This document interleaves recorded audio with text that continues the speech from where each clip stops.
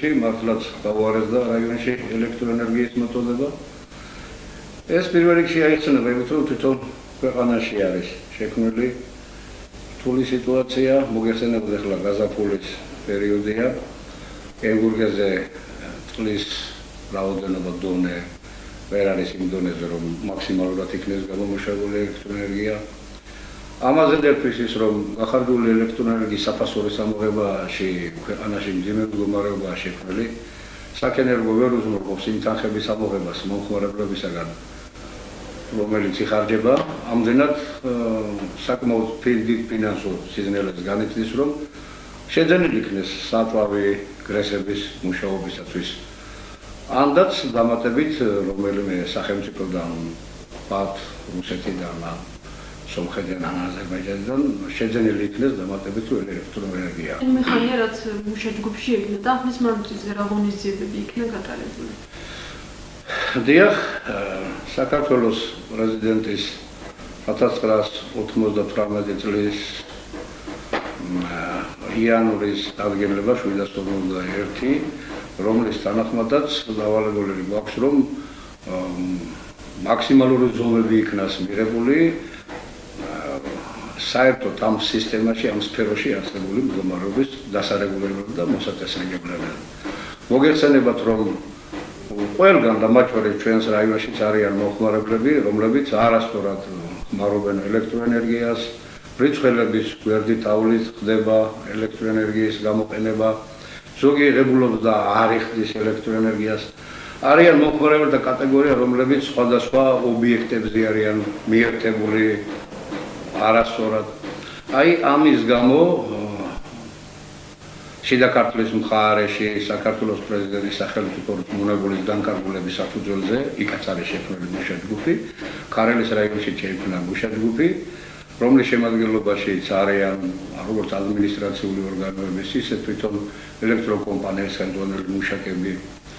ჯგუფი სისტემატურად მუშაობს და ამ პერიოდში შემდეგი ღონისძიებები განხორციელდება ალბათ მოსახლეობა დაგვეთანხმება იმ საკითხში, რომ ბოლო პერიოდში ენერგოკომპანიაში შექმნილია სარეიდო ბრიგადები, რომლებიც სოფლების მიხედვით, თითო ქალაქ ქარელშიც, ზონების მიხედვით სხვადასხვა სოფლებში ატარებენ რეიდებს. ტარდება რეიდები, რომ გამოვლენილი იქნენ ის მომხმარებლები, რომლებიც არასწორად ხარჯავენ ელექტროენერგიას.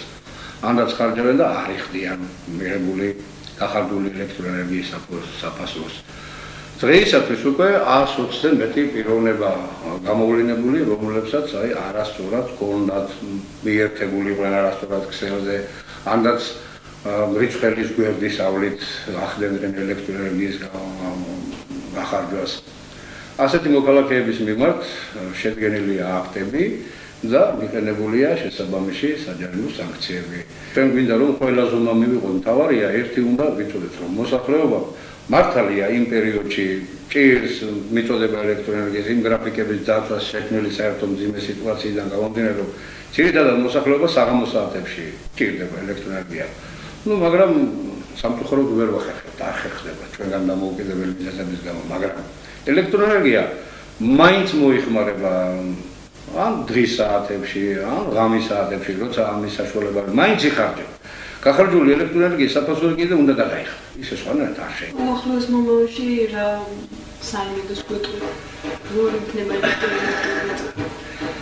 რა თქმა უნდა, ახლა თანდათანობით მდგომარეობა გაუმჯობესდება, იმიტომ რომ გაზაფხულის დადგმასთან დაკავშირებით ჰიდროელექტროსადგურებში წყლის დონე აიწევს, წყლის დონე რომ აიწევს, ესე იგი უფრო მეტ ელექტროენერგიას გამოიმუშავებენ როგორც ენერგიას, ისე სხვადასხვა მცირე ჰიდროელექტროსადგურები და ჩვენც ასე გვირდებიან და მეც ასე მინდა მოსახლეობა შევხვდე, რომ ახლობით ამ თვის ბოლოდან უნდა იქნეს დამოსულებული ელექტროენერგიის მეთოდება და ჩვენც მე ყველანაირად ვეცადებით, რომ ის გრაფიკები, ის 6 საათიანი გრაფიკი, რომლებიც გვაქვს ჩვენ მიღებული დილისა და საღამო საათებში, ვთქვათ, დილით 2 საათი და საღამოთ 5 საათი, რომ დავიცვათ ეს გრაფიკი და მივცეთ მოსახლეობას.